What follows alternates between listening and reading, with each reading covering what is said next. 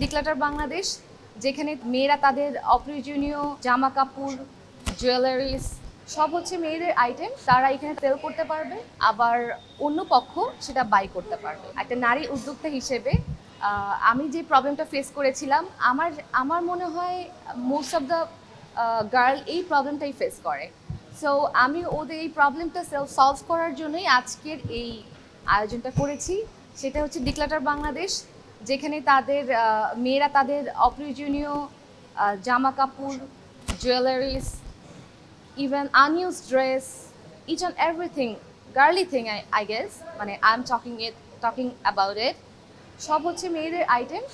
তারা এখানে তাদের মেয়েদের আইটেমগুলো সেল করতে পারবে, আবার অন্য পক্ষ সেটা বাই করতে পারবে। তো আমাদের আমাদের এই ইভেন্টের মূল উদ্দেশ্যই হচ্ছে, আমাদের এই প্রজেক্টের মূল উদ্দেশ্য হচ্ছে মেয়েদের এই প্রবলেমটা সলভ করা। হ্যাঁ, এই প্রবলেমটা অনেকেই ফেস করেন যে একটা খুব দামি একটা ড্রেস তারা কিনে, কিন্তু দেখা যায় একবার পরে দুইবার পরে আর পরা হচ্ছে না। সেক্ষেত্রে তারা এই ড্রেসটা আমাদের এখানে সেলও করে দিতে পারবে, আর সে যদি রেন্টই দিতে চায় তাহলে সে রেন্টও দিতে পারবে।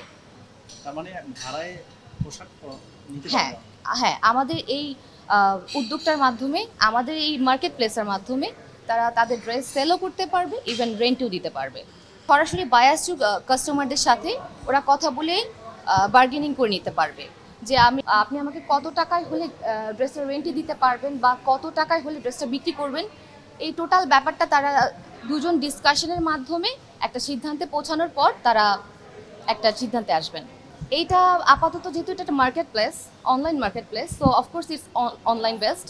সো এখানে অনলাইনের মাধ্যমে দর কষাকষি যত যাই কিছু হোক, বার্গেনিং করে তারা ফেস টু ফেস দেখা করতে পারবে।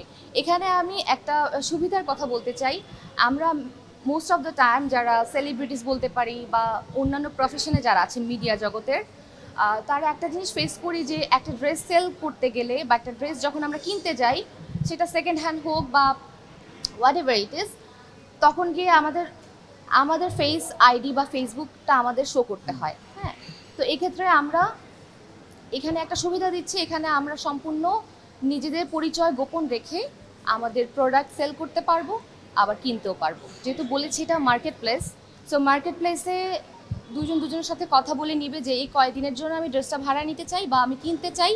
সেক্ষেত্রে তারা যদি রাজি থাকে তাদের মতো করে তার ডিলিংসে যাবে।